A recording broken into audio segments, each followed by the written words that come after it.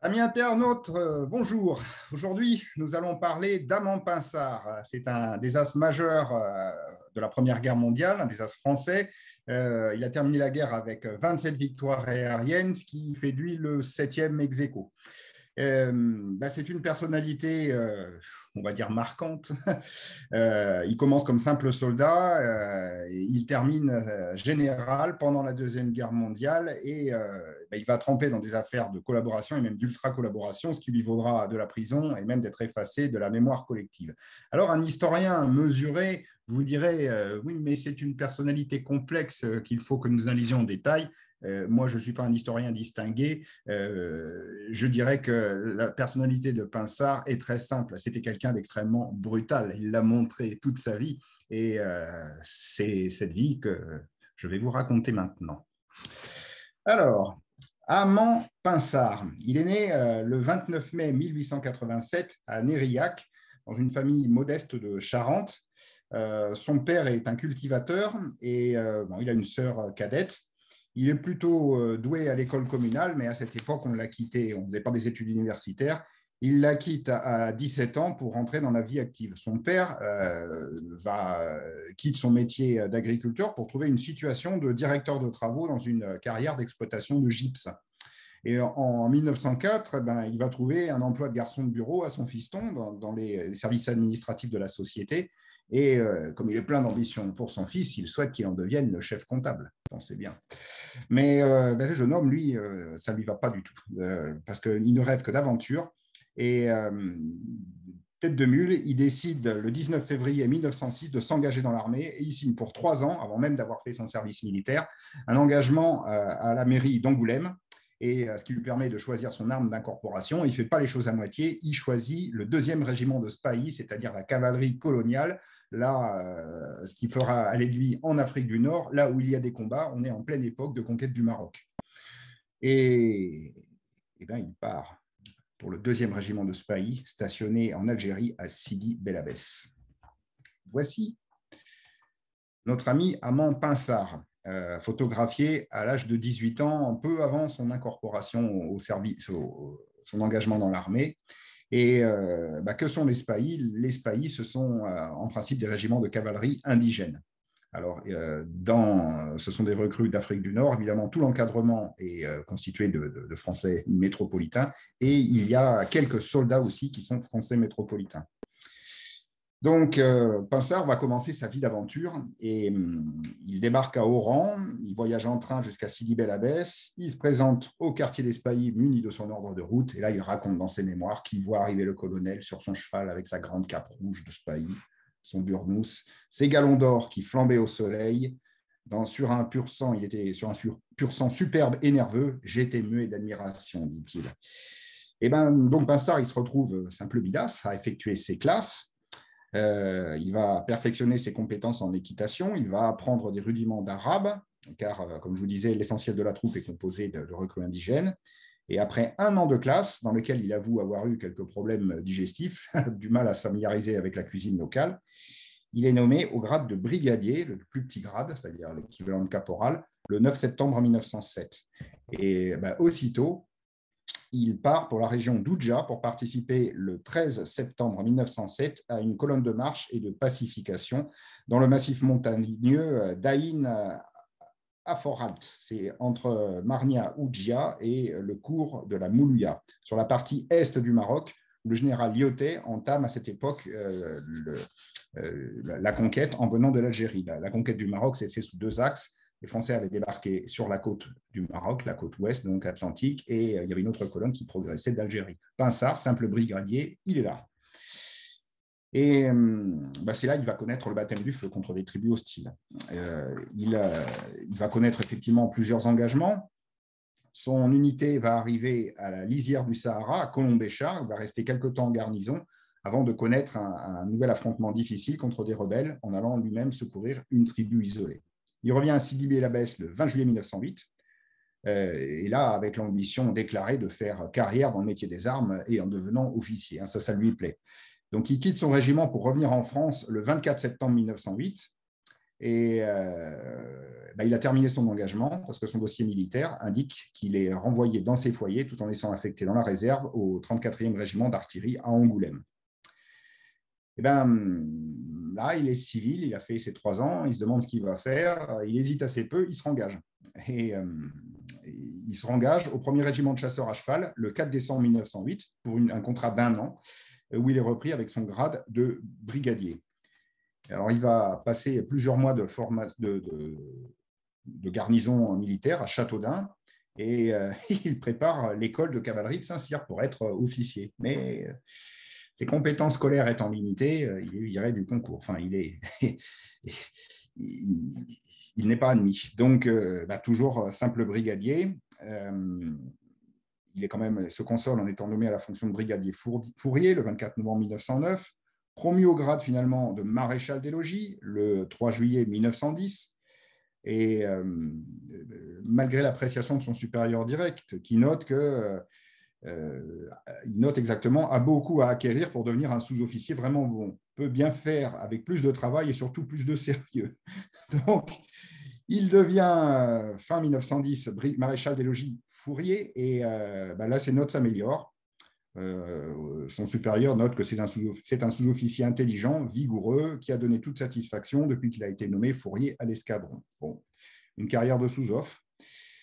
En 1911, il y aura des grandes manœuvres. Et dans les grandes manœuvres, dès les années 1910, il y a déjà la participation de l'aviation, les premières escadrilles de l'aéronautique militaire qui se créent, qui se forment à ce moment-là. Alors, Pinsard, il voit ça et au cours d'un cantonnement de son régiment à côté d'Étampes, il y a des avions à côté, il y a un aérodrome militaire et il va... il stationne, là, il y a un bivouac. Bon, il boit, je ne sais pas, peut-être fait-il chaud. En tout cas, il abuse de la bouteille, il est un peu éméché et il franchit la barrière de l'aérodrome militaire et il réussit à convaincre un pilote de lui donner un baptême de l'air. Le baptême de l'air se fait à 2 cavaliers, c'est-à-dire 2 cavaliers s'accrochent sur l'aile de l'avion et il y a un pilote qui est assez fou pour les emmener. Il fait un saut de puce avec les 2 cavaliers attachés, agrippés à l'aile de l'avion, vous imaginez. Pinsard, au lieu de se rendre compte en ayant dessoulé qu'il a vraiment risqué sa vie stupidement, au contraire, il attrape le virus de l'aviation, il est absolument convaincu, quelle chose merveilleuse de voler, je veux devenir aviateur militaire. Et bien, c'est ce qui va s'employer à se faire. Et il va présenter sa demande. Son chef de corps va lui reprocher d'aller dans cette arme mécanique sans avenir, de préférer les chevaux vapeur aux vrais chevaux. Mais la demande est acceptée finalement le 28 mai 1912, après plusieurs mois où le jeune aspirant à aviateur a appris de lui-même, de sa propre initiative, la mécanique en suivant des cours du soir dans un garage de Châteaudun. Il se rend alors à ce moment-là à Versailles, c'est-à-dire à Saint-Cyr, un aérodrome, où il va retrouver les volontaires issus de diverses armes qui, tout comme lui, veulent intégrer la nouvelle aviation. Il décrit dans ses mémoires que c'est une ambiance aussi fiévreuse qu'enthousiaste. Et tous les aspirants pilotes qui trépignent sont là et ils voient un avion se casser la figure et le pilote se tuer. Ça en refroidit certains, pas Pinsard. Et il raconte que c'est à Buc qu'il effectue son premier vol officiel, celui-là, en tant que passager sur un Farman. Il est dirigé à Toussoult-le-Noble, près de Versailles, pour des cours de pilotage qu'il fait sur le monoplan Borel, qui est ici. C'est un avion qui n'a pas eu une grande carrière dans l'aéronautique militaire. Donc, d'abord, il a des cours théoriques au sol, il doit apprendre à manier un avion au sol, et les appareils d'instruction à cette époque n'ont pas encore les ailes rognées, mais ce sont des appareils classiques où la manette des gaz, et on a mis une butée pour éviter que les élèves mettent les gaz à fond pour décoller.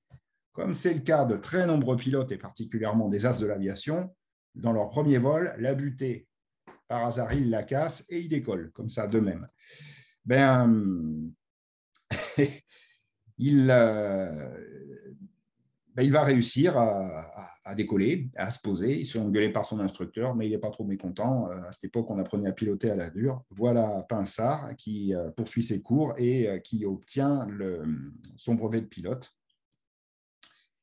Le brevet de pilote civil, d'abord, numéro 467, qu'il obtient le 8 novembre 1912. Alors, le voici dans l'uniforme de l'aéronautique militaire. On note qu'il a la médaille qu'il a gagnée au Maroc. C'est la médaille coloniale qui est juste là.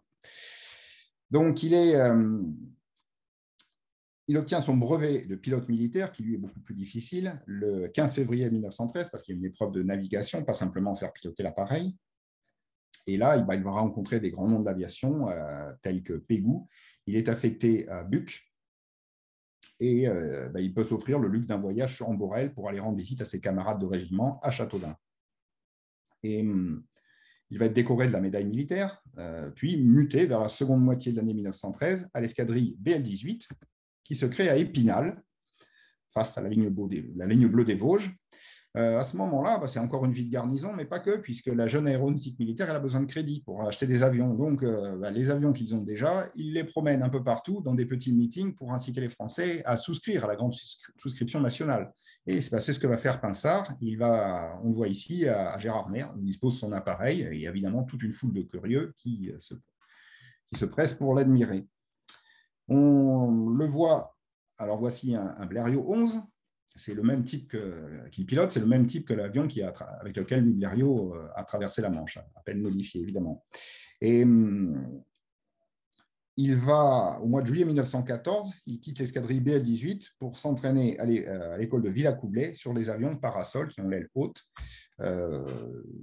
sur d'abord un Blériot modifié qui a une aile haute dit à visibilité totale, puis sur le Morane type L, que voici. Et au moment où il est à l'entraînement, au mois d'août 1914, la Première Guerre mondiale éclate. Alors, à ce moment-là, donc, il n'est pas affecté en unité, il est à l'arrière, en instruction, et immédiatement, les pilotes en instruction, ils sont mobilisés pour servir de bouche-trou, un peu aller là où ça craint. Là où ça craint, c'est tout simplement dans la défense de la capitale. On craint que Paris ne soit bombardé par des zeppelins. Donc, le premier jour de la guerre, il reçoit ordre de décoller sur son Morane, armé d'un mousqueton et de 2 grenades pour attaquer tous zeppelins qui se présenteraient sur la capitale. Et il fait un vol de nuit. Mais j'ai jamais piloté de nuit. Peu importe, débrouillez-vous. Alors, il raconte dans ses mémoires que protéger la capitale de nuit, il n'a eu aucun problème pour voler, car Paris, ville lumière, est éclairé de 1000 feux. On n'a pas encore pensé au blackout à cette époque-là. Bref, après une période, on va dire, d'improvisation, on crée une escadrille avec les pilotes dans les réserves. C'est l'escadrille MS-23. Sous les ordres du capitaine de Verniette de la Motte, elle est créée sur le terrain de Saint-Cyr, près de Versailles, où il est justement, et elle est immédiatement envoyée en Lorraine, à Villers-lès-Nancy, sur le front de la 2e armée. La nouvelle unité, elle a 9 pilotes, et en comporte 3 de très connus, qui sont en fait des réservistes pilotes civils très célèbres, Roland Garros, Eugène Gilbert et Marc Pourpre, dont j'ai parlé lors de la biographie sur Raoul Lefberry. Raoul Lefberry était son mécanicien.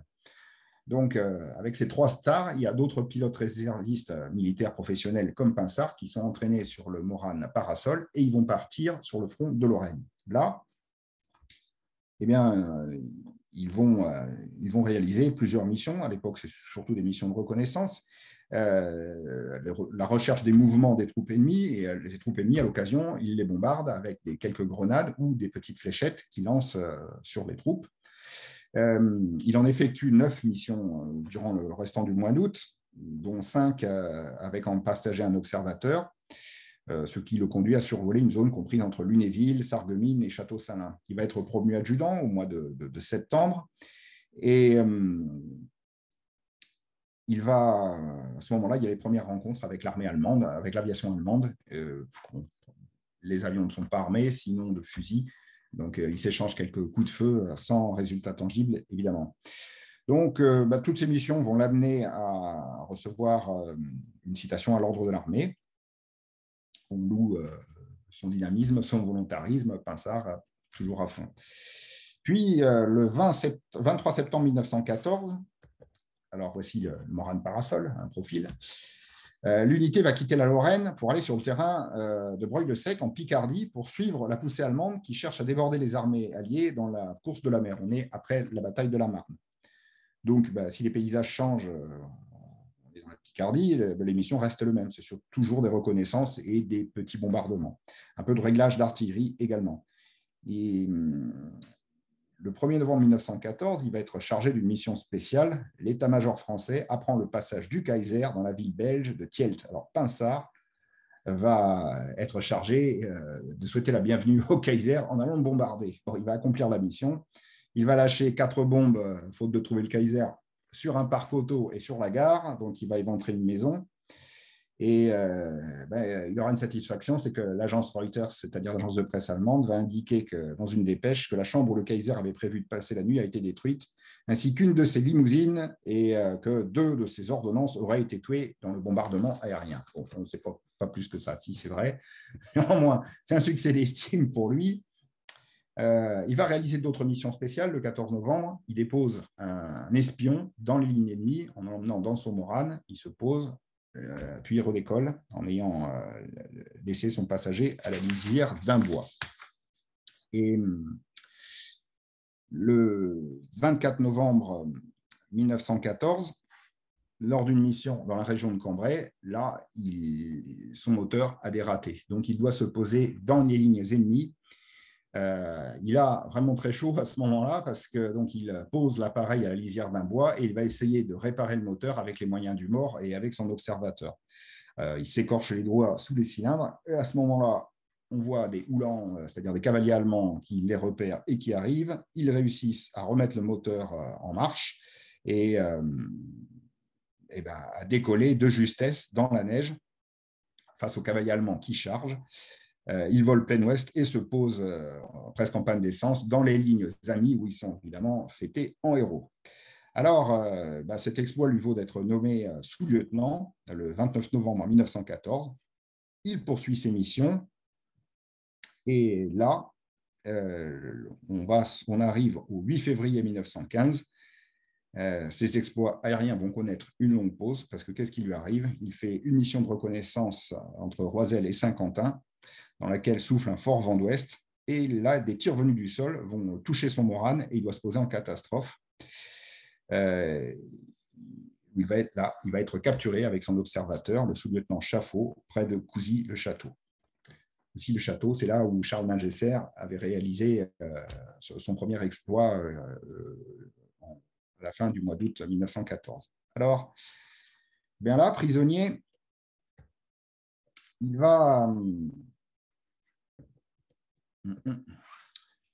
Prisonnier, il va donc être conduit à l'arrière après avoir subi plusieurs interrogatoires avec son observateur, conduit en train. Ils vont atterrir à la citadelle de Mayence, où là, il va retrouver d'autres prisonniers français, retrouver un peu le moral. Il raconte dans ses mémoires beaucoup souffrir de la nourriture en prison, qui est imparfaitement compensée par des colis qui viennent de France. Il tombe malade, il se met à souffrir de fortes fièvres. Il quitte la citadelle de Mayence pour être hospitalisé dans un hosto sur les bords du Rhin. Il guérit et là, on va l'affecter dans une prison, un camp de prisonniers de guerre à Strathoun, sur les bords de la mer Baltique, et dans un camp de baraquement ceinturé de barbelés. Donc, Pinsard, prisonnier de guerre, va employer tout son temps à tenter de s'évader. Il va correspondre même avec le constructeur Léon Morane, en lui écrivant un message à l'encre sympathique entre les lignes. Morane va lui envoyer des colis de la Croix-Rouge dans lesquels il y a une lime, enfin de la tiraille pour s'évader. Ce qu'il va faire. Mais malheureusement, c'est Geolier le change de nouveau de lieu de captivité, donc tous ses préparatifs tombent à l'eau. Il va être envoyé dans un ancien sanatorium au milieu d'une forêt de pins. Et là, il va réussir une tentative d'invasion. Sauter du train avec un compagnon d'infortune. Les 2 hommes parcourent la campagne, mais ils vont essayer de gagner le Danemark à côté, qui est à l'époque un pays neutre, mais ils vont se faire capturer par des gardes-chasse et retour à la case départ et à la case prison. Là, les Allemands l'internent au mois de novembre 1915 à Halle-sur-Saale, c'est à côté de Leipzig, et nourriture infecte, nouvelle tentative d'évasion. Je vous passe les détails. Il va se retrouver affecté dans une 3e prison à côté d'Ingolstadt, en Bavière, le long du Danube. Et bien là, l'évasion sera la bonne. Il va rencontrer un aviateur, un capitaine qui s'appelle Ménard, que vous voyez ici sur la photo. Et les 2 compères vont réussir à s'évader le 26 mars 1916, à l'aide d'une échelle de corde, les deux aviateurs parviennent à se glisser vers les douves du château. Ils traversent les douves entre deux rondes de sentinelles et peuvent s'éloigner du fort. Munis de vivres, ils vont entamer un périple de plus de 200 km en direction de la Suisse, à pied. Donc ça va être extrêmement pénible. Ils évitent à chaque fois les villages, dorment dans la forêt, la nuit, le froid. Pinsard raconte qu'il est toujours réconforté dans ce périple par son compagnon d'évasion, le capitaine Ménard, qui a une particularité physique, c'est qu'il est capable de faire bouger ses oreilles tout seul. Donc à chaque fois qu'il n'a pas le moral, Ménard le regarde et puis Pinsard, ça le fait rigoler et il repart. Donc, ils arrivent complètement affamés à Schaffhouse, en Suisse. Là, ils avaient des Reichsmark or cachés dans leur ceinture, ce qui leur permet d'acheter un billet de train et de partir pour Genève, non sans avoir auparavant dévoré le buffet de la gare. Alors, pour fêter ça, à Genève, ils se font immortaliser. Vous avez Pinsard à gauche, Ménard à droite. Et là, ils vont repasser la frontière où ils sont accueillis par les officiers français et fêtés en héros. On les décore, on les félicite de leur cran. Et Ménard et Pinsard, on va leur donner un commandement dans une escadrille. On va l'envoyer à l'escadrille N26, une escadrille de chasse. Seulement, il ne peut pas y repartir comme ça. Il a passé plus d'1 an en prison. La guerre aérienne, elle a évolué. Entre-temps, on a inventé la chasse. Quand Pinsard a été capturé au mois de mars 1915, les avions ne faisaient que des reconnaissances. Là, il y a du combat aérien, il y a la spécialité du bombardement, la spécialité de la chasse. Et donc, Pinsard va dans l'escadrille N26 que commande Ménard, qui est capitaine, et il a entraîné sur chasseur. Alors, il raconte dans ses mémoires qu'il va être affecté sur le front, dans la région de Verdun, et les avions allemands qu'il rencontre, il les manque absolument tous. C'est là qu'il va recevoir les conseils d'un autre as, René Dorme, dont je parlerai dans une autre conférence. Et Dorme lui dit tout simplement, c'est pas compliqué, pour descendre un avion allemand, il faut lui rentrer dedans et tirer dessus à bout portant. Ah, alors là, il va mettre en application cette pratique et surtout, il va avoir un outil incomparable pour le faire, c'est le nouveau chasseur SPAD. Pinsard a l'honneur de recevoir le tout premier chasseur SPAD qui est affecté sur le front. Il l'a eu même quelques semaines avant Guynemer, avant Georges Guynemer. Donc le voici quand il va le chercher au Bourget. Voilà le profil. Et eh bien, le 27 juillet 1916, il participe à une mission sur les lignes le soir, et là, il aperçoit un biplace LVG qui l'attaque, mais il doit le laisser filer suite à l'enrayage de sa mitrailleuse. Il va vite se rendre compte que le SPAD 7 est aussi solide que rapide. Il a un moteur hispano-suiza de 150 chevaux, mais malheureusement, comme l'appareil est tout neuf, il est mal connu des combattants français, et ce qui lui occasionne quelques déboires, parce qu'à chaque fois qu'il repasse la ligne française, il est copieusement canardé. Il est même attaqué par des chasseurs Newport. Donc, il va barioler son SPAD et y mettre des cocardes et des bandes tricolores sur les ailes. Là, il va repartir en mission. Donc, le 22 août 1916, c'est là qu'il obtient ses premiers résultats. Là, il voit un appareil ennemi et il l'attaque. Mais la victoire ne va pas lui être homologuée parce qu'il n'a pas les témoignages pour observer la chute de l'appareil. Il n'a pas plus de chance le 28 août. Et voici une autre vue de l'appareil, alors qu'il est maintenant sur le terrain de Cachy, c'est-à-dire son escadrille est affectée dans la Somme, où a été regroupée toute la chasse française, avec des gens comme Guynemer, Ningesser. Il fait partie du lot et il expérimente le premier SPAD. C'est le 31 août 1916 que Guynemer, lui, a son SPAD et réalise son premier succès, qui lui va lui être homologué. Pinsard, à ce moment-là, lui, il en est à sa 3e victoire revendiquée, mais qui n'est pas plus homologué que ça. Alors, bien qu'il soit bredouille dans son tableau de chasse, néanmoins, le 7 septembre 1916, il est décoré de la Légion d'honneur, avec une citation élogieuse, et il raconte dans ses mémoires qu'il a la satisfaction, comme il a son chef d'escadrille qui est là au garde à vous, alors que le général lui remet la Légion d'honneur, Ménard, son chef d'escadrille, fait bouger ses oreilles pour le saluer. Alors, notre ami Pinsard va continuer ses vols et va obtenir le 1er novembre 1916 sa première victoire aérienne en abattant un avion allemand dans la région de l'Échelle, parmi un groupe de 6 appareils. Et c'est à ce moment-là que son SPAD, il va le baptiser du nom de Revanche, que vous voyez ici. Et là. Alors, il ne va pas y rester longtemps dans l'escadrille N26, car l'état-major, à ce moment-là, crée de nouvelles escadrilles de chasse. On est à la fin de l'année 1916 et elle a besoin d'officiers expérimentés pour les diriger. Étant donné que lui, c'est un pilote militaire professionnel d'avant la guerre, qu'il a une victoire aérienne, qu'il a bien roulé sa bosse, il est tout à fait logique qu'on lui donne un commandement. Et donc, le 10 octobre 1916, il est retenu pour diriger l'escadrille N78, qui est alors une escadrille en création, mais il n'en prend le commandement effectif que le 22 décembre 1916, soit 10 jours, en fait, 10 jours après la création officielle de l'unité. Donc, l'unité va stationner à Saint-Étienne-au-Temple, c'est-à-dire au nord de Châlons-en-Champagne. Elle est équipée de Nieuport, qui sont, eux, immédiatement remplacés par des chasseurs SPAD. Et à ce moment-là, Pinsard va choisir l'insigne collectif de l'unité selon une petite anecdote de ce qu'on pourrait appeler pop culture à l'époque. Lors de ses permissions à Paris, Pinsard fait la fête. Il y a un cabaret, le caveau du Chat Noir, qui est ici. Et le caveau du Chat Noir,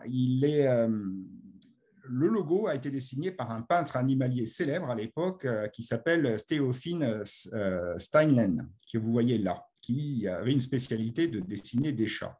Et si vous allez au musée d'Orsay, vous avez ce tableau qui est très célèbre. Eh bien, Steinlen va dessiner l'insigne de l'escadrille SPA 78, c'est-à-dire un chat agressif qui, avec le temps, va se transformer en panthère. Le voici, Steinlen, avec au milieu des chats qu'il affectionne, et voilà le symbole qu'il a dessiné. Et donc là, il était tout jeune, évidemment, sur ce dessin. Là, c'est une vraie photo. Le voici en train de peindre son chat noir sur un des SPAD de l'escadrille SPA 78. Et voici d'ailleurs la découpe de la toile d'un avion de Pinsard. Alors, Pinsard, non content d'avoir baptisé son appareil Revanche, alors il y aura plusieurs revanches, il va le faire peindre en noir. Et cette peinture noire va accroître sa notoriété. Sa notoriété parmi les pilotes français, car il va être connu comme le pilote de chasse à l'avion noir, et également au niveau des lignes allemandes, car quand ces succès vont augmenter, quand les Allemands vont commencer à avoir un appareil noir, et on a même un témoignage d'un pilote allemand qui le précise bien, qu'il se doute qu'il y a un problème, qu'il s'agit d'un avion piloté par un as.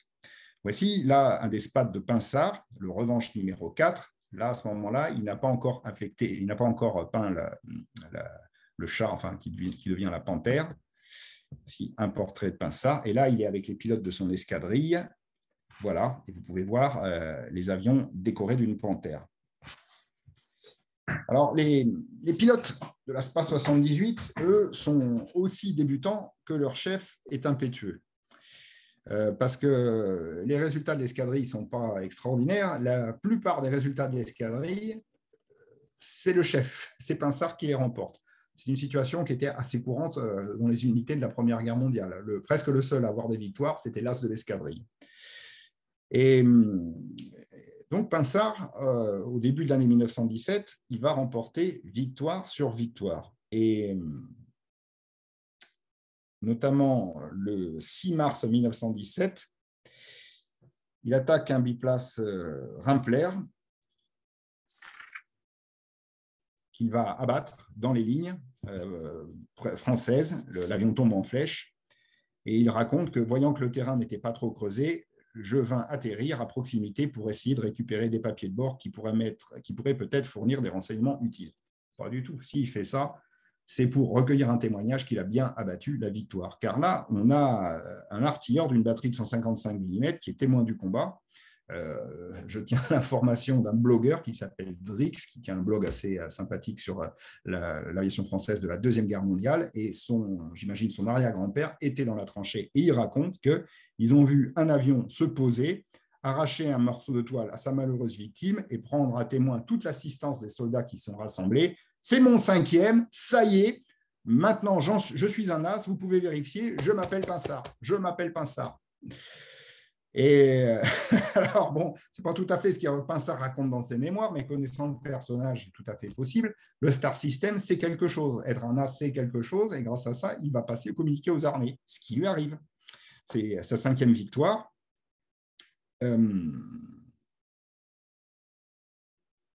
Et à partir de là, la mécanique est lancée. En avril et mai 1917, il remporte victoire sur victoire et il atteint même, le 31 mai, carrément son 15e succès.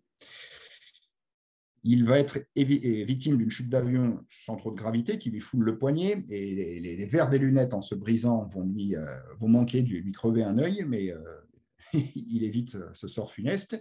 Il remporte sa 16e victoire homologuée le 5 juin 1917, qui va être la dernière dans son unité, parce que le 12 juin 1917, alors là, le voici en train de contempler les restes d'une de ses victimes, voilà son SPAD, le SPAD qu'il a au mois de juin 1917, et le 12 juin, avec cet appareil, la bûche fantastique. Donc, Pinsard se pose, son appareil s'écrase, rebondit, lui, il subit un choc terrible, il va être plongé pendant 8 jours dans le coma.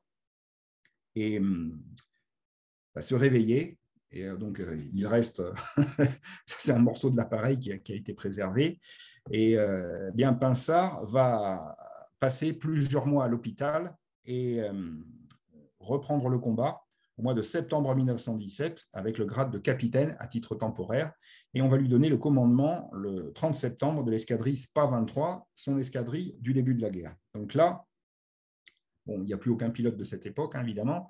Là, on lui donne un nouveau SPAD qu'il peint entièrement en noir, mais il est en fait complètement rétabli, il est cassé de partout, et il n'a plus la forme physique qu'il avait pour faire du combat aérien, c'est-à-dire faire des manœuvres brusques. Donc, bien qu'il remporte un 10e succès, seulement le 20 février 1918, vous voyez, il y a plusieurs mois qui se passent, il se rend compte que la guerre, c'est son 17e succès, la guerre va se terminer, en tout cas, il y a les grandes offensives allemandes de 1918, et il n'est plus capable de remporter des victoires aériennes, mais il a du courage à revendre, Pinsard, il ne faut pas lui enlever. Qu'est-ce qu'il fait? Il se met à attaquer les cibles faciles, mais dangereuses, les ballons captifs, les Draken. Et c'est facile, hein, il suffit de piquer sur le ballon ennemi avec des balles au phosphore, lui en mettre quelques-unes, et ensuite, un petit bonheur la chance, passer à travers la muraille du feu que fait l'ennemi, éviter les avions de chasse allemands et revenir à fond dans ses lignes. C'est vraiment une roulette russe, mais Pinsard le fait quand même, et il va remporter son premier ballon le 30 mai 1918. Il va quand même descendre un autre appareil, un biplace qui a eu la malchance de passer par là. Il va remporter 3 autres ballons au mois de juillet et 4 au mois d'août 1918, son score se terminant à 27 à l'époque où l'armée allemande commence à refluer. Il va être promu officier de la Légion d'honneur le 30 août. Et là, le 1er octobre, alors le voici, il est félicité, il est reçu à l'Aéroclub de France. Vous l'avez, c'est celui qui est au 2e rang, le 3e en partant de la gauche, le 4e, c'est René Fonck. Donc reçu à l'Aéroclub de France avec les honneurs à ce moment-là. Là, le voici posant devant son SPAD noir et dans sa tente avec quelques camarades. La guerre n'est pas terminée. Le 1er octobre 1918, il va épouser mademoiselle Yvonne Léonie Belloc, issue d'une famille de militaires, dont il va avoir 2 fils, Jacques et Robert. Alors, reste à connaître, ça c'est ce que nous dit son dossier militaire. Et son dossier militaire, évidemment, vous avez ses affectations, ses victoires, ses citations. On ne sait pas exactement quel genre d'homme il était. Sauf qu'on a des témoignages oraux qui ont été laissés par les pilotes de chasse à cette époque. Et on a le témoignage d'un officier observateur sur Breguet 14, le lieutenant Jean Roumens, dont l'escadrille était stationnée sur le même aérodrome que celui de Pinsard. Et il nous éclaire quelque peu sur sa personnalité haute en couleur. Je cite: « Quand j'étais à la 243, dans son escadrille, nous étions sur le même terrain que la SPA 23 qui était commandée par le capitaine Pinsard. Il avait 25 victoires homologuées. C'était un des aviateurs d'avant-guerre. Il était tombé chez les Boches et on était revenu. Il s'était évadé. À table, il avait des conversations de sous-officiers, comprendre de soudard. On parlait de femmes et à chaque fois qu'on apportait un fromage ou un dessert, il disait que ce fromage lui rappelait une femme qu'il avait beaucoup aimée. Et à chaque fois qu'il ne le disait pas spontanément, nous lui faisions dire. » Donc, Pinsard a une réputation de soudard et aussi d'homme à femme. Madame Pinsard aura bien du mérite et aura beaucoup de choses à endurer, je crois. On arrive au mois d'octobre, peu après son mariage, il retourne au combat et les journaux annoncent sa mort. C'est là qu'il meurt. Il meurt du Covid, en fait, de la grippe espagnole. C'est ce que racontent les journaux, mais ils sont très mal renseignés. Pinsard est bien vivant. Il a quand même été tombé gravement malade de la grippe espagnole. Il y survit. Il termine la guerre capitaine à titre temporaire et avec le capitaine Madon, il est l'as issu de l'armée d'actifs le plus titré du conflit. Donc, il est destiné à rester dans l'aviation militaire pour faire sa carrière maintenant. C'est effectivement ce qu'il va faire. Il va, dans l'entre-deux-guerres, dans les années 20 et 30, en gravir tous les échelons. Donc, on le retrouve dès 1919 au service des avions de la 2e direction ministérielle, où viennent s'entraîner sur double commande tous les officiers d'état-major qui ont cessé de piloter et qui viennent un peu pour reprendre la main. Donc, on a le témoignage d'un de ses subordonnés aussi dans les témoignages oraux du service historique de l'armée de l'air, l'adjudant-chef Proust, qui se souvient dans son témoignage oral d'avoir été sous les ordres d'un type extrêmement dur, tant pour lui-même d'ailleurs que pour ses subordonnés. Donc, le 11 novembre 19, il va être affecté au service technique de l'aéronautique. Puis, en 1923, il est promu commandant. Il retrouve un commandement le 1er janvier 1924 en se voyant confier un groupe de chasse du 34e régiment d'aviation qui défend la région parisienne. Donc là, à ce moment-là, il vole sur un Nieuport 29 qui est peint entièrement en noir. Cela va de soi. Donc, en 1920, il est avec la délégation des meilleurs pilotes français. Il est là à l'extrême gauche, représenter la France au meeting de Bruxelles. Vous voyez, il y a Ningesser à côté de la reine de Belgique, Fonck et Barny de Romanet qui est à côté de lui. Ils sont au premier rang.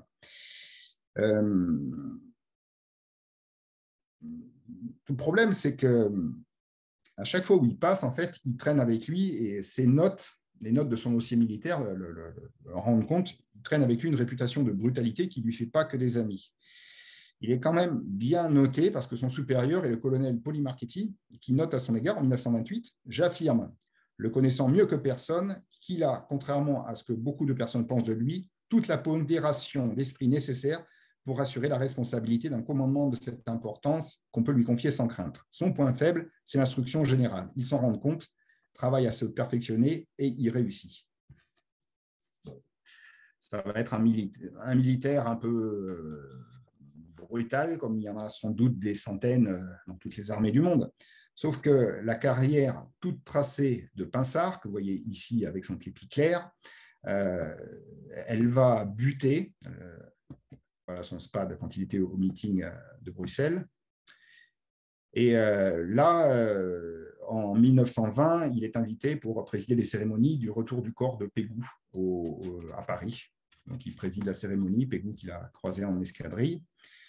On est en 1900, là vous l'avez en 1927, il accueille Lindbergh, après que celui-ci ait réussi son vol, et d'ailleurs il le fait même voler sur son Nieuport 29 peint en noir, qui est peut-être celui qui est derrière. Pinsard là est à l'extrême gauche de la photo.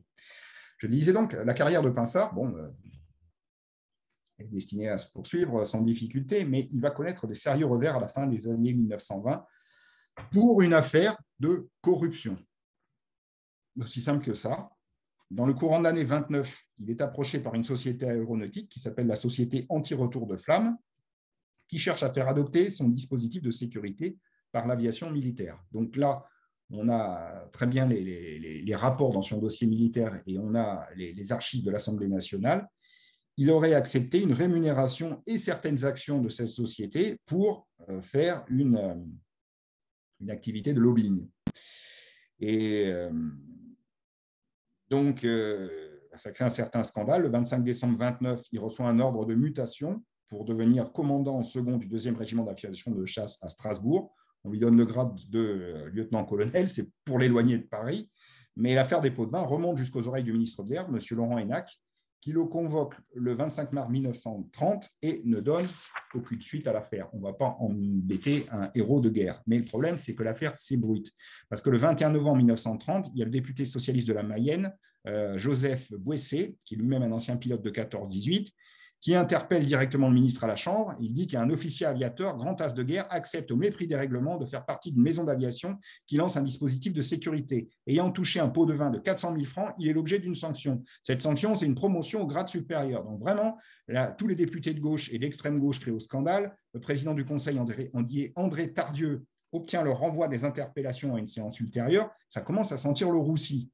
Donc, le 22 novembre, on a un rapport sur l'affaire qui est rédigé par la direction du personnel militaire et remis au ministre. Pinsard va être reçu par Laurent Hénac, qui va lui dire que bon, ce serait bien si vous pouviez demander un congé de convalescence, parce qu'après tout, je crois me souvenir qu'en 1917, vous aviez subi un grave accident et ce serait bien que vous ayez des séquelles, histoire qu'on ne parle pas de ça.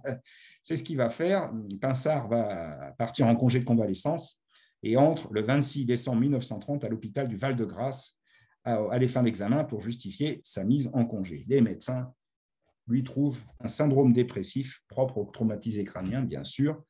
Il va être mis en convalescence jusqu'au 9 mars 31 et le 2 avril 31, après, muté au 2e régiment de chasse où il va poursuivre sa carrière. L'affaire s'est entassée.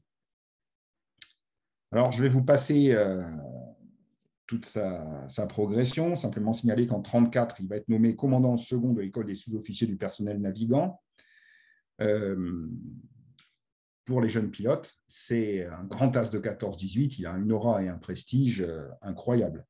Et toute une génération de jeunes recrues vont être impressionnés par ce monsieur, dont Léon Cuffot, qui est un as de la Seconde Guerre mondiale, un des as du Normandie-Niemen, qui se souvient au terme de sa promotion qu'il a été reçu. Et il a dit que le général Pinsard a demandé à parler au premier de la promotion. J'ai été très émotionné de parler à ce grand as de 14-18. Donc en 1935, il va être chargé du commandement du centre d'entraînement des réserves à Orly. Il est promu au grade de colonel. Le voici. Et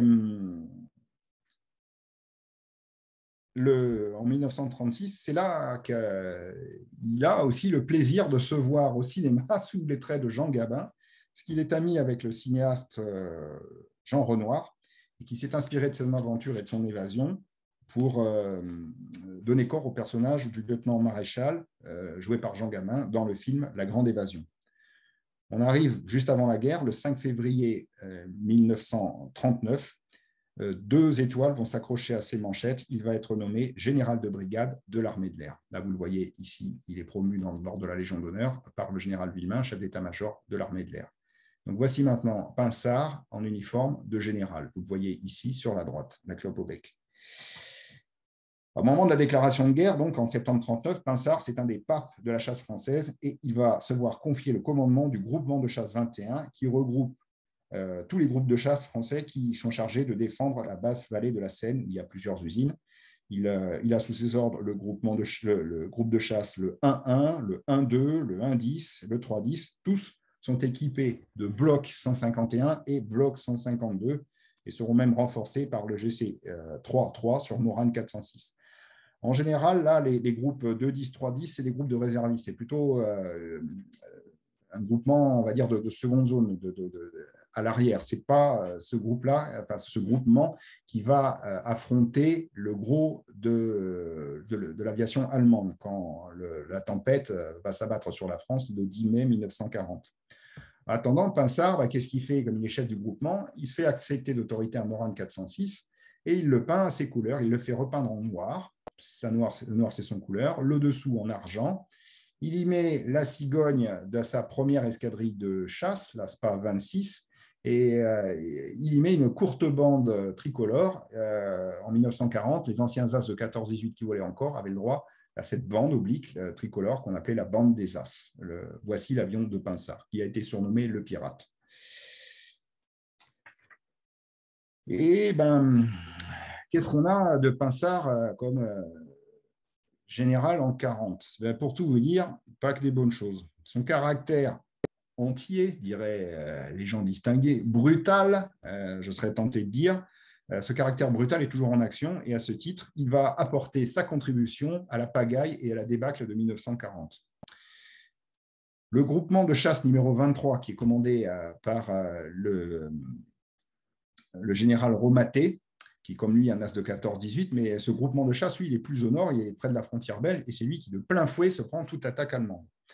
Donc, il demande une mission de protection sur Montcornet le 17 mai 1940, là où attaquent les chars du colonel de Gaulle. L'opération se met en place, il a besoin d'une couverture de chasse, et comme toutes ces unités ont fort à faire partout, il demande à des groupes de chasse du groupement de Pinsard de venir en renfort. Donc, Pinsard l'apprend et il donne un contre-ordre assez lourd. Pas question, vous êtes sous mon autorité, vous n'allez pas obéir à cet ordre. Alors, l'affaire va être arbitrée au plus haut niveau par le chef d'état-major de l'armée de l'air et on va donner raison à Romaté. Mais vous imaginez bien que les Panzers, pendant tout ce temps-là, ils n'ont pas eu la politesse d'attendre. Ils sont déjà ailleurs. Le front est percé. Donc, voilà Pinsard. De toute façon, le 7 juin 1940, il ne voit pas la fin de la campagne, ou du moins pas au commandement, puisque le 7 juin, son poste de commandement est bombardé directement par la Luftwaffe. Une bombe tombe sur son PC et il va blesser grièvement de nombreux officiers plaisants. Lui-même, il est blessé de 11 éclats dans la partie gauche de son corps, 3 l'atteignent très profondément, un sous l'épaule, un dans le ventre et un qui lui traverse le genou. Donc, il va être activement soigné sur place, puis être évacué à l'hôpital militaire où il va être transféré à l'hôpital américain de Neuilly pour être opéré en compagnie d'un officier de son état-major, le commandant Leps, qui est lui-même un as de 14-18 aux 12 victoires, qui a été blessé à la tête dans ce même bombardement. Donc, les deux hommes vont être suivis par le célèbre neurochirurgien, M. Thierry de Martel. Et alors que Paris est déclarée ville ouverte le 10 juin, s'ils restent là, ils vont se faire capturer. Donc, hors de question. Leps, qui est blessé à la tête, refuse de se faire opérer. Il demande une opération chirurgicale sommaire et il rentre chez lui en voiture à Paris, tandis que Pinsard, après une double opération de la jambe, demande à se faire évacuer en avion à Bordeaux, contrairement à l'avis du docteur Martel. Il met sa vie en danger, mais il ne veut pas se faire capturer par les Boches. Très bien. Le docteur Martel, lui, un vieux combattant de 14-18, il ne va pas supporter de voir les Allemands entrer dans Paris et il va se suicider, mettre fin à ses jours le 14 juin 1940. Donc Pinsard est à Bordeaux avec le gouvernement qui a évacué dans cette ville. C'est là qu'il va apprendre la nouvelle de l'armistice. Donc, comme Bordeaux, d'après la convention d'armistice, est dans la zone allemande, il évacue la ville en voiture, malgré son état de santé. Et il va se déplacer dans la future zone libre pour échapper à la captivité. À partir de là, c'est une longue descente aux enfers. Alors, vous me direz, on manque de sources objectives pour en dresser le contour exact. Pas tellement, en fait. On a son dossier judiciaire qui est aux archives nationales et que je suis allé consulter. Donc, entre ses mémoires personnelles, le dossier de son procès et son dossier individuel, on peut avoir à peu près une idée objective de ce qui s'est passé pendant la Deuxième Guerre mondiale. Alors, sitôt quitté la ville de Bordeaux, il va fréquenter la ville de Mont-de-Marsan, Toulouse, Agen, de nouveau Toulouse, et va retrouver sa famille. Sa situation militaire est régularisée le 24 août 1940, date à laquelle il est mis pour 5 ans en situation de congé du personnel navigant, c'est-à-dire en gros à la retraite. Il touche sa solde générale et il n'a plus aucune responsabilité, plus aucun commandement. Alors, il va s'installer au Canet, dans les Alpes-Maritimes, avec son épouse et le plus jeune de ses fils, Jacques, pour y suivre sa convalescence et y bénéficier de l'équipement électrosanitaire qu'a l'hôpital local. Ça lui permet de soigner sa jambe.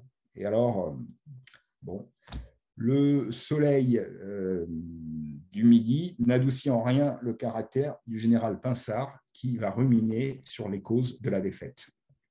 Voici son appareil qui n'a pas survécu en fait à la débâcle.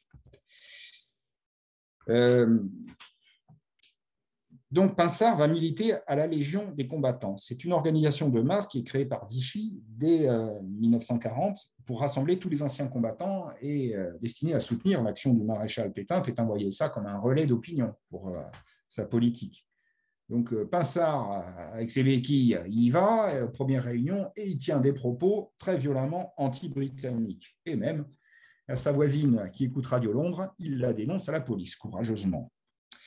Et à son procès, d'ailleurs, il aura beau soutenir que c'est parce que ça faisait beaucoup trop de bruit. Il a des convictions collaborationnistes déjà affichées. Ce n'est pas parce que ça faisait trop de bruit. Pour preuve, il écrit le 22 octobre 1940 une lettre au maréchal Pétain dans laquelle il réclame des mesures énergiques, fusiller les traîtres, une lettre d'une telle violence que même le censeur de Vichy, enfin du moins la personne qui analyse le courrier, marque un point d'interrogation, comprend même pas des propos d'une telle virulence. Oui, là-dedans, il fustige l'état d'esprit du peuple français qui est, selon lui, porté au désordre et à l'indiscipline. Et il est indispensable, selon lui, de procéder au relèvement moral. Et il note, je cite, « Le Français ne demande qu'à être dirigé, il suffit donc de lui donner des chefs qui en sont aptes. Toute perte de temps dans la reprise morale du peuple de France est un avantage pour le mauvais berger qui est toujours présent dans la coulisse pour travailler à la division et au désordre. Le temps aidant, avec la continuation d'un tel esprit, nous finirons par un revirement des jugements où le peuple rendra responsable de la ruine de notre pays ceux qui l'auront mieux servi. Seront alors fusillés les Français 100%, civils et officiers. Les traîtres indésirables seront encore en vie. » Ouf. Alors, au mois de novembre 1940, il est à peu près guéri, il marche, peut-être en boitant, et comme il n'a rien à faire, qu'est-ce qu'il va ? Il va se trouver une activité. Qu'est-ce qu'il va faire ? Il va aller à Vichy, et il va intervenir, il va faire du lobbying à Vichy en œuvrant en faveur du constructeur Émile de Guattine. Émile de Guattine a été accusé par le gouvernement de Vichy de haute trahison, parce qu'après l'armistice, il a voulu aller construire ses chasseurs pour le compte du gouvernement américain. Il a été arrêté par Vichy et embastillé. Donc, il est embastillé à la prison de Pellevoisin en compagnie d'autres personnalités et que Vichy désigne à la vindicte populaire comme étant les responsables de la défaite de 1940. Alors, Pinsard note dans ses mémoires que le constructeur de Guattine a été victime d'une cabale et qu'il ne saurait être question qu'un tel constructeur qui a donné à la France des appareils ayant permis de rivaliser avec l'ennemi soit traîné dans la boue. Il faut noter au passage que les avions, les escadrilles qu'il a eues sous ses ordres, aucune n'était équipée de Guattine. Elles étaient toutes équipées de blocs 151 et 152.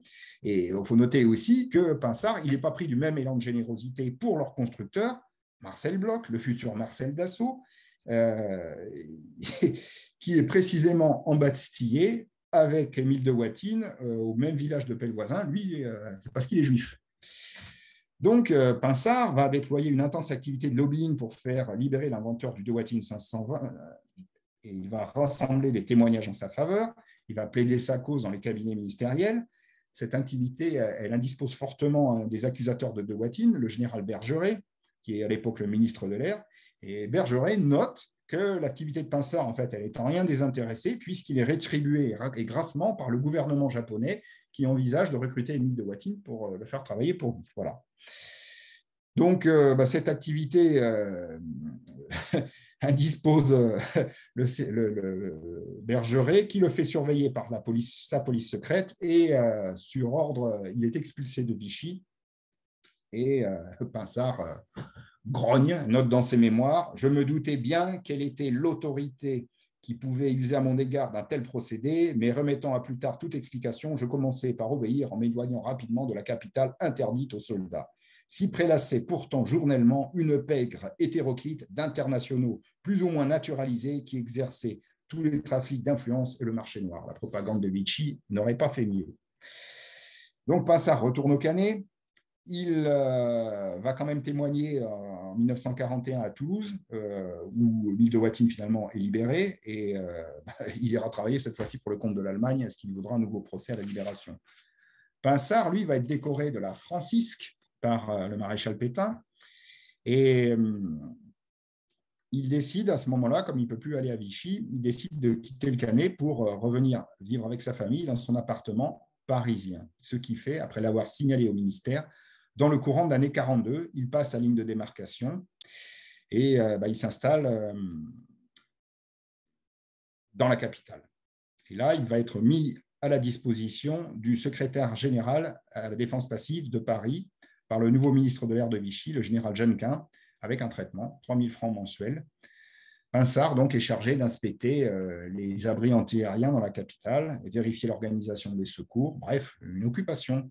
Sauf que, qu'est-ce qu'il retient de cette occupation? Dans ses mémoires, il dit « Si le personnel de cette organisation était en grande majeure partie dévoué à son emploi, c'est aussi dans cette même organisation que se recrutèrent parmi les concierges policiers et populaires à tendance extrémiste des éléments de désordre au moment de la libération. La délation arbitraire, mesquine et intéressée fut de règle pour cette immonde faune. » Donc, il y a des agitateurs communistes dedans, et ça, il n'aime pas, il grogne, parce qu'il a très peu de goût pour ce qu'il appelle les populaires à tendance extrémiste.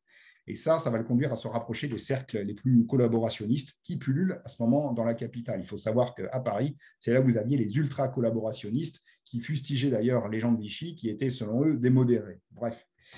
Le 2 janvier 1943, Pinsard assiste à une réunion qui est organisée par le parti Jeunesse franciste de Marcel Bucard. Il y prend la parole pour soutenir le gouvernement Laval. Bon, jusque-là, ça reste un militaire réactionnaire qui grommelle, qui grogne sur les causes de la défaite. Mais le 27 août 1943, son destin va basculer dans la collaboration quand il va être invité pour assister à la Cour des Invalides à une cérémonie de remise de décoration à des soldats mutilés de la Légion des volontaires français, la LVF. C'est une organisation paramilitaire. Il faut savoir que Vichy a interdit à ses officiers d'actifs de s'y porter volontaire. Et elle a été créée justement par des partis collaborationnistes parisiens pour aller combattre sous uniforme allemand sur le front russe. Pinsard se rend à cette cérémonie et, sans le savoir, enfin peut-être le sait-il, mais en tout cas, il apporte une caution officielle de l'armée en s'y présentant en uniforme, caution officielle de l'armée française qui jusque-là lui avait fait défaut. Donc les responsables collaborationnistes sont plutôt contents, et l'un d'eux, Ferdinand de Brinon, qui est le représentant du gouvernement de Vichy à Paris, va lui proposer de devenir inspecteur général de l'association des Amis de la LVF, qui est chargé de la propagande en faveur de ce mouvement. Pinsard demande 48 heures de réflexion et accepte. Poste rétribué par un traitement de 12 000 francs par mois, que Pinsard peut ajouter à sa solde de général de 6 750 francs, sachant que le salaire mensuel d'un ouvrier avoisine les 650 francs. L'argent est toujours une motivation pour Pinsard. Donc, il va faire une inspection dans l'ouest de la France et rapidement se rendre compte que la LVF n'est tolérée que du bout des lèvres par les pouvoirs publics de Vichy, et elle est largement détestée par la population. Il propose alors à Ferdinand de Brinon, qui administre la LVF, de faire un service civique de la LVF. Selon lui, elle aurait été composée de volontaires civils prêts à faire tourner les services publics en cas de grève. En gros, avoir une armée de jaunes. Et de Brinon va l'écouter poliment, sans donner suite. Pinsard grogne en disant qu'on ne fait pas confiance, qu'on ne lui donne aucune responsabilité. Et le 20 mai 1944, il démissionne avec fracas. On ne m'écoute pas. De Brinon parvint de justesse à le faire revenir sur sa décision, lui promet une nouvelle organisation. Et le 1er juin 1944, effectivement, on crée les services civils de la LVF, dont Pinsard devient le directeur général. Mais bon, Pinsard ne s'entend pas avec de Brinon, les hommes se disputent. De toute façon, peu d'importance. Je rappelle que le débarquement a lieu à ce moment-là. Et le 25 juin 1944, Pinsard remet sa démission des services civils de la LVF qui disparaissent avec lui. À cette époque, les Alliés sont largement implantés en Normandie. Donc, Pinsard, déjà très impliqué parmi les autorités de la collaboration, va aggraver son cas en obtenant le 12 juillet 1944 une carte de milicien pour son fils Jacques, qui a 19 ans. Et il va affirmer, main sur le cœur, qu'il a effectué cette démarche pour éviter que son fils parte pour le STO. Bon. toute façon, ça, il a l'occasion de s'en expliquer, puisque le 1er septembre 1944, il est arrêté par la police à son domicile parisien avec son fils, quelques jours après la libération de Paris. Donc, Pinsard va se retrouver en prison à Fresnes, le voici, et son procès va se dérouler dans la foulée. Alors, pendant que, dans l'émotion de la libération du territoire national et de l'épuration, la période n'est pas la plus indiquée pour la sérénité de la justice. Néanmoins, quand vous lisez le rapport du procès, on sent que c'est un magistrat professionnel, ce n'est pas un tribunal populaire ni quoi que ce soit, comme la connerie a pu être réécrite dans sa biographie sur Wikipédia à une époque, qui a été corrigée depuis, mais on disait que c'était les communistes qui l'avaient. Non, ce n'est pas les communistes, c'est la justice française. Et la justice française, le juge, il s'en tient strictement à l'application de la loi et il rappelle que ce ne sont pas les opinions politiques du général Pinsard qui doivent être jugées. On a tout à fait le droit de soutenir le maréchal Pétain, mais il est accusé de crime de trahison, c'est-à-dire l'article 75 du Code pénal, c'est-à-dire avoir entretenu avec des agents d'une puissance en guerre avec la France des intelligences ayant pour objet ou ayant eu pour effet de nuire à la situation diplomatique de la France. Donc, à cette question, les jurés vont répondre oui à la majorité. Voici Pinsard lors de son procès. D'ailleurs, il y a le même croquis qui en a été fait dans le journal communiste L'Humanité, une attitude du général traître Pinsard. Donc, il vient avec toutes ses décorations. Pinsard, donc, les jurés vont reconnaître sa culpabilité à la majorité, mais lui reconnaître des circonstances atténuantes, notamment le fait qu'il soit un as de 14-18. Il est quand même néanmoins condamné le 6 novembre 1944 par la Cour de justice de Paris aux travaux forcés à perpétuité, à la dégradation nationale et à la confiscation des biens. Il est alors incarcéré à la centrale de Poissy dans des conditions très dures. Son fils Jacques va le rejoindre sous les verrous dans le même établissement, mais lui, il était mineur, la majorité c'était 21 ans, et il va en être rapidement libéré. Donc dehors, là se déroulent les grands procès des collaborateurs, dont celui du maréchal Pétain, où intervient une foule de témoins, dont certains ministres de Vichy qui tentent de justifier leur action. Et il faut noter, le général Bergeret, l'ancien ministre de l'Air, il est cité à comparaître et il va utiliser Pinsard du fond de sa prison comme idiot utile. Parce que Bergeret dit, oui, bon, j'ai servi Vichy, mais il fallait que je réorganise l'aviation française, il fallait que je l'empêche de collaborer avec la Luftwaffe pour être engagé contre les Alliés. C'est grâce à moi que le projet de faire participer en 1941 l'aviation de chasse française à la lutte contre les Alliés a été écarté.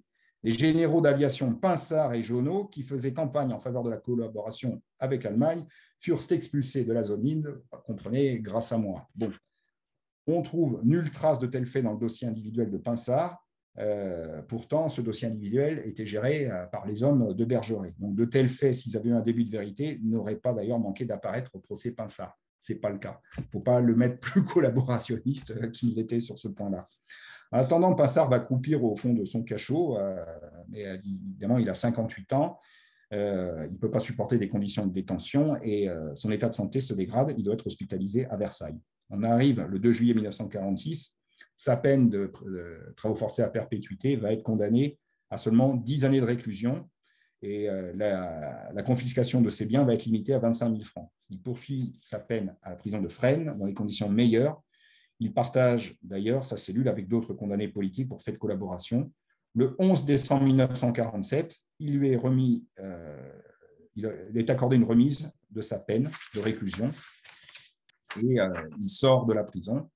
Il retrouve son épouse et ses 2 fils, dont Jacques, mais Jacques est comme lui condamné à l'indignité nationale. Le pauvre gamin, 19 ans, papa lui a dit « tu rentres dans la milice ». Oui, papa. Donc, avec l'indignité nationale, son avenir professionnel en France est complètement barré. Aucunement question d'entrer dans la fonction publique et même un chef d'entreprise français de prendre quelqu'un qui est condamné à l'indignité nationale, hors de question, à un poste à responsabilité, vous imaginez. Donc, le jeune homme a maintenant, en 1947, 22 ans. Monsieur et Madame Pinsard vont lui payer un billet de bateau pour aller en Argentine pour refaire sa vie. Mais malheureusement, il va y décéder d'un accident de la route 6 mois plus tard, un accident de moto. Et donc, l'ancien as de 14-18 va avoir la douleur de voir revenir à Bordeaux le corps de son fils qu'il a fait inhumer à Arcachon dans le caveau familial. Donc, maigre consolation pour lui, une amnistie générale va le rétablir le 5 août 1948 dans ses droits à pension de général. Il va également être amnistié pour sa peine d'indignité nationale, à l'exception de ses droits électoraux. Et là, il va écrire ses mémoires qu'il va intituler « Du ciel à l'enfer », dans laquelle il va tenter de justifier son action en la plaçant sous le signe de l'anticommunisme. On est en pleine guerre froide et l'anticommunisme revient à la mode. Donc, le 10 mai 1953, il est à Bourg-en-Bresse, dans l'Ain, lors d'une manifestation de l'association des VIT, c'est-à-dire des anciens pilotes qui ont eu leur brevet avant 1914. Il prononce un discours dans lequel il aurait, selon la légende, terminé par « Et maintenant, soyons tous unis ». Et là, il va succomber à une attaque cardiaque et il va être inhumé sur place, puis être transféré au caveau familial du cimetière d'Arcachon. Alors voilà. Qui était le général Pinsard, une étude que je crois objective en ayant examiné tous les documents d'archives qui étaient disponibles. Vous pouvez voir que Pinsard, c'est presque les 7 péchés capitaux à lui tout seul. Les guerres, on ne les gagne pas forcément avec des enfants de cœur. Bon, en attendant, un siècle après, ça n'a pas vraiment d'importance maintenant. Pour conclure, comme le concluait Stanley Kubrick de son film Barry Lyndon, bon, mauvais, ils sont tous égaux maintenant. Voilà, je vous remercie.